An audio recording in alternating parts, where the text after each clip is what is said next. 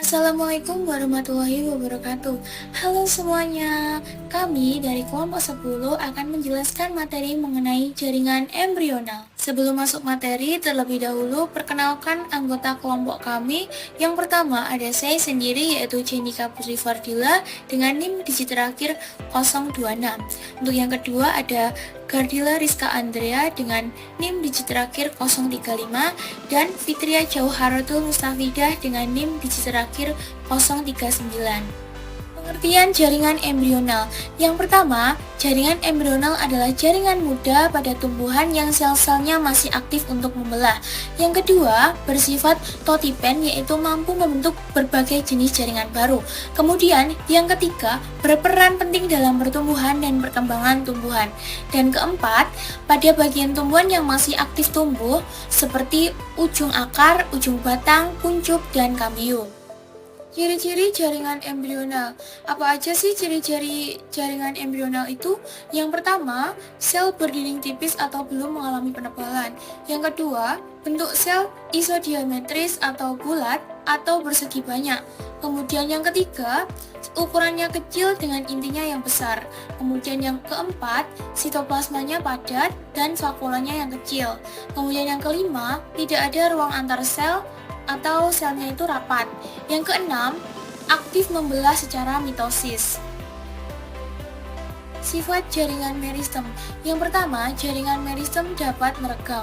Kemudian yang kedua, jaringan meristem ini memiliki sel yang berbentuk bulat, lonjong, dan poligional dengan dinding sel yang tipis. Kemudian yang ketiga, tiap-tiap sel memiliki banyak sitoplasma dan mengandung lebih dari satu inti sel. Kemudian yang keempat, memiliki vakuola sel kecil hingga tak terlihat. Baik, sekarang kita masuk ke materi tentang klasifikasi jaringan embrional. Kalau dilihat dari asalnya, jaringan embrional ini dibagi menjadi 3. Yang pertama adalah promeristem. Promeristem ini bisa dibilang jaringan meristem paling awal, langsung terbentuk dari pembelahan sel zigot. Promeristem letaknya ada di titik tumbuh embrio dan nantinya akan menjadi dasar pembentukan jaringan-jaringan lainnya. Kemudian yang kedua ada meristem primer. Jaringan ini berkembang dari promeristem. Letaknya ada di ujung batang dan ujung akar. Fungsinya adalah untuk pertumbuhan primer. Jadi jaringan inilah yang menyebabkan batang dan akar bisa bertambah panjang. Kemudian yang terakhir ada meristem sekunder. Nah, jaringan ini berasal dari jaringan dewasa yang kembali aktif membelah. Contohnya adalah kambium dan filogen. Fungsi utamanya untuk pertumbuhan sekunder, yaitu membuat batang atau akar bertambah besar diameternya. Selanjutnya kita bahas klasifikasi jaringan embrional berdasarkan letaknya. Yang pertama ada meristem apikal. Meristem ini berada di ujung batang utama, pucuk lateral, dan ujung akar. Fungsinya untuk menghasilkan daun, bunga, dan juga tunas apikal yang nantinya bisa berkembang jadi cabang samping.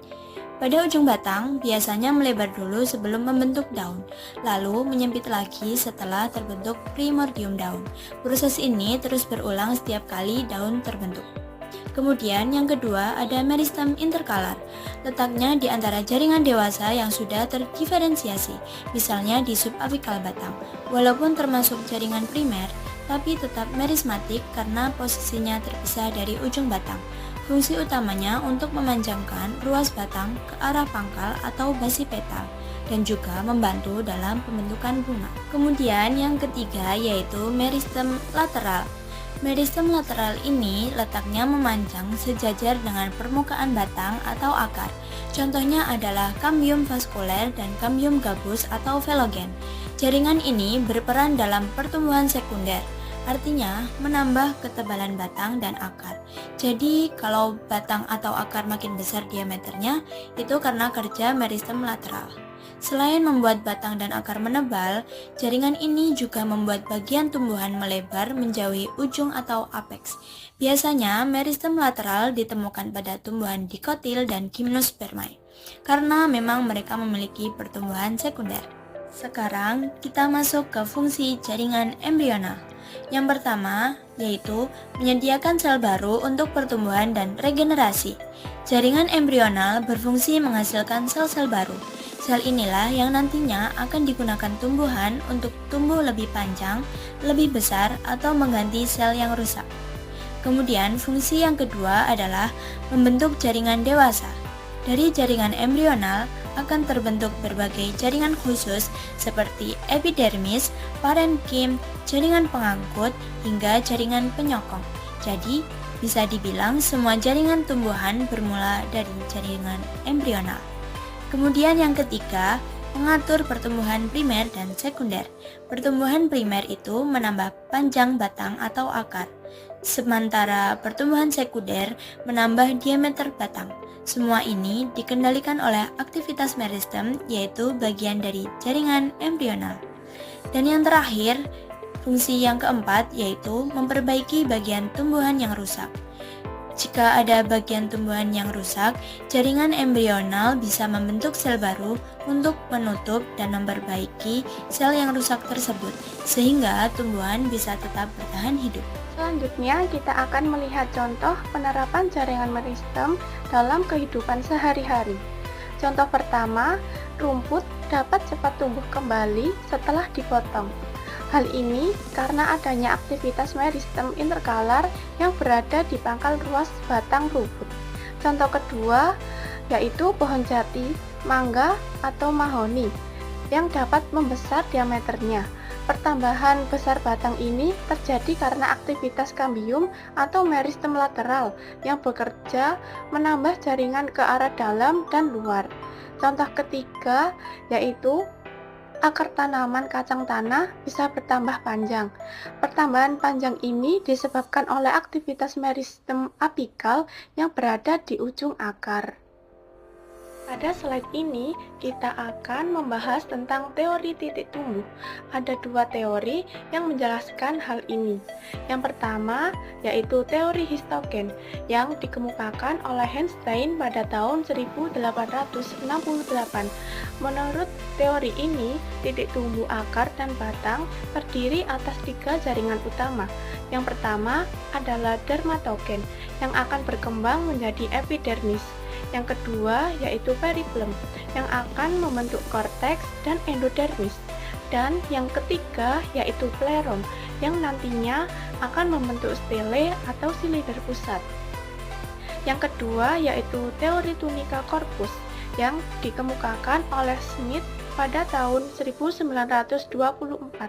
Menurut teori ini, titik tumbuh terdiri dari dua bagian, yaitu tunika yang merupakan lapisan luar serta korpus yang merupakan bagian pusat. Dari kedua teori ini, kita bisa memahami bagaimana sel-sel meristem berkembang menjadi jaringan yang berbeda dan berperan penting dalam pertumbuhan batang maupun akar. Selanjutnya, kita akan membahas tentang jaringan permanen pada tumbuhan. Jaringan permanen adalah jaringan yang sudah mengalami diferensiasi sehingga tidak lagi aktif membelah, tetapi memiliki fungsi khusus. Yang pertama adalah jaringan epidermis. Jaringan ini merupakan lapisan paling luar tumbuhan yang berfungsi untuk melindungi jaringan di bawahnya dari gangguan luar. Kemudian ada jaringan parenkim atau jaringan dasar. Jaringan ini menyusun sebagian besar organ tumbuhan. Sel-selnya masih hidup, berdinding tipis, dan meskipun sudah dewasa, masih bisa membelah kembali. Selanjutnya yaitu jaringan penyokong yang berfungsi memberikan kekuatan dan menjaga bentuk tumbuhan.